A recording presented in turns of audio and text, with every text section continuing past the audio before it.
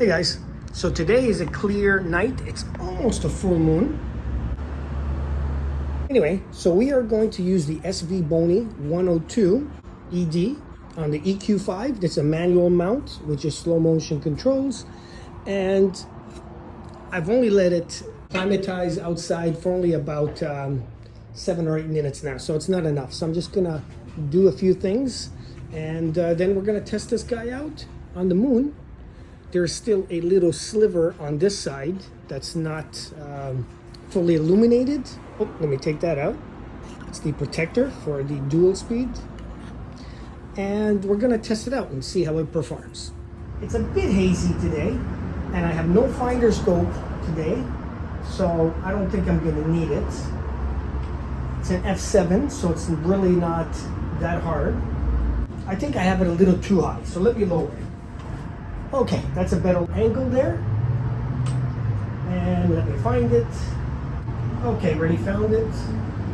I wonder if I should put the camera over there so that way I'm speaking into the camera. We're gonna take a look at the moon, center the moon. Now, it's only about 15 minutes of cool down time, maybe 17 or 18 minutes, but I should give it long enough. Like, I should give it more cool down time for it to really, looks like it's 1 day before the full moon. I thought it was maybe 2 days, but okay, so around the perimeter, because it's almost a full moon, I do see a little chromatic aberration.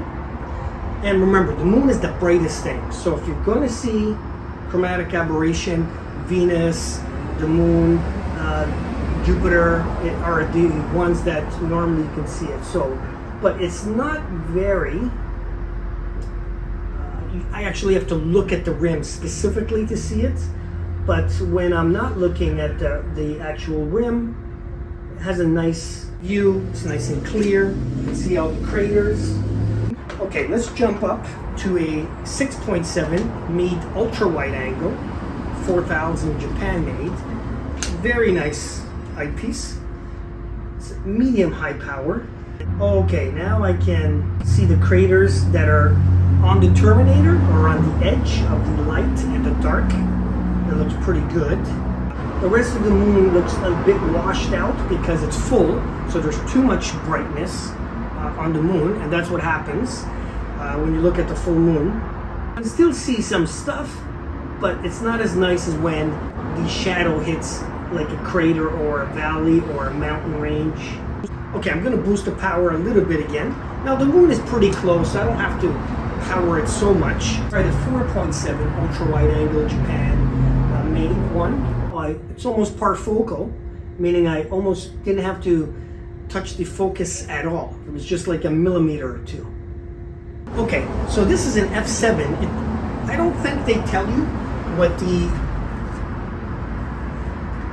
focal length of it is. They just tell you it's f7, so you have to calculate it from the other way. Yeah, it's too dark anyway for me to see.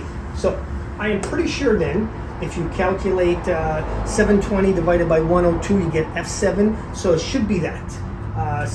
720 millimeter focal length. So what we'll do is 720 divided by 4.7 equals 153 power.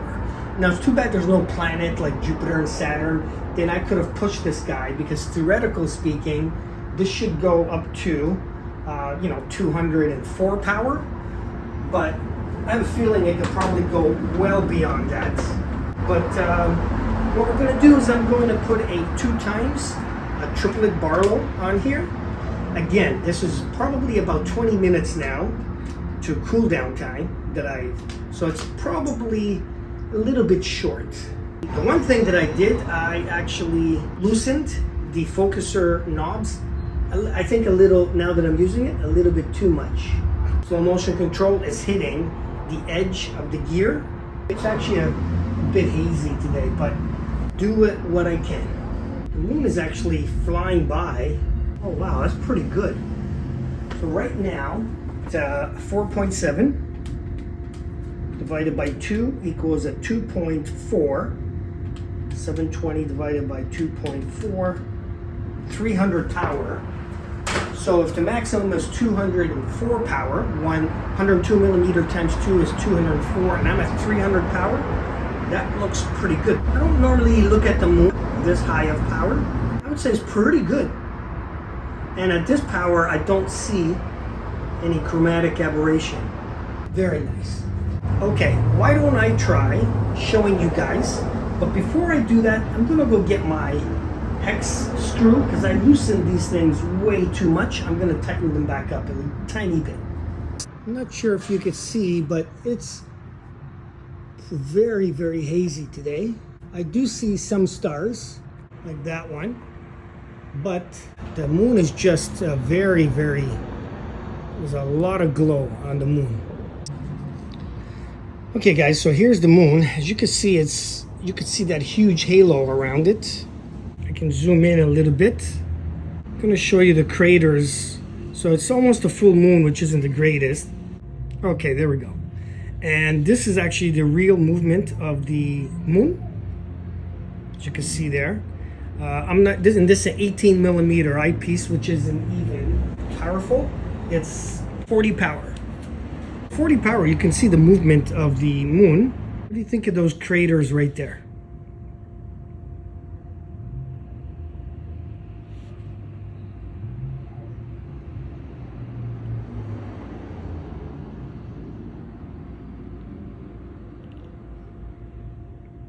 Or what about this area there?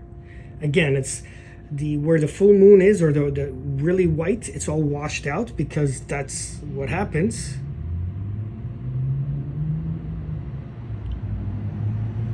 But where we can see some craters, I think that's pretty good.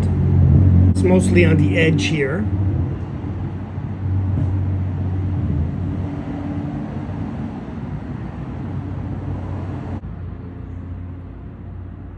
It looks nice and close, and that's how the moon moves. So imagine if you're at double the power. Okay, that looks pretty good to me. Okay guys, so there's the moon. Hopefully you enjoyed it in this telescope. Do you see any chromatic aberration? Let me blow it up. That edge there. A little tiny bit right there. A little tiny bit. But that's to be expected. Now let me see if I can show you like a star and we'll blow it up. Guys, we're looking at a star now just to see how it looks like, and I'm gonna pump up the power. We're gonna defocus now. We're gonna outward focus. Okay, so there's out focus.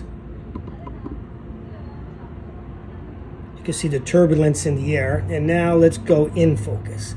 So as you can see some chromatic aberration, but at focus, actually looks pretty good. So we're going to inward focus now. Oh, that's all I can go. So I can't go any more in focus. I have a 2-inch diagonal. So maybe if I put 1.5 inches diagonal, I'll blow it up on the phone. Okay, now you can see that real deep purple type of thing. But at focus, looks pretty good. Okay guys, that's it for today. Extremely hazy. So if it was more clear, I bet you could do better. Like, comment, and subscribe. If you guys are on the forums and someone's asked about this telescope, share my link if you don't mind. If you know anybody getting in the hobby, share my link if you don't mind. I also got members video where sometimes once a month I do put one video on there with the general public, where once a month I put videos only for the Patreon members, and it's not on the general public, and it's only 99 cents a month. You do not have to join, but if you'd like to and help out the channel, why not you? Why not me? 102. I think for the price. Now, some of you that are going to want apochromatic image quality, this may not be 100% for you. Okay? Because remember, as you go up in size, the chromatic aberration or the chromatic blur becomes more amplified. So to keep the blur like minimized, you actually have to go longer focal length to have the same as a shorter one. For instance, to have the same chromatic aberration as like the 80 millimeter f7 ED, in the 102 millimeter ED, with everything being equal, like using the same glass, you probably have to then make it an f8 from an f7. So again, that's not too bad. So again, for its price point, I believe in the first video I said $799 for a 102 millimeter ED with all these specs and the options that you get with it. I think that's still a very good price. Or if I was new and I wanted a 4-inch, I probably would consider the SVbony 102. Now, if you want something pure with zero aberration, zero chromatic aberration, then you might want to get the triplet, or you might want to get one that's a 53 lens. I'm just walking to my complex now. So again, for the price point, very, very good. But if you still found it to have some chromatic aberration, or if you don't want to see any, then you need to go to, of course, a more expensive telescope. But as far as this, I still give it a 1.5 thumbs up, because for its price point, it's still a very good quality, a good bargain. If you're a purist, it might not still be enough, okay? Anyway, guys, talk to you after.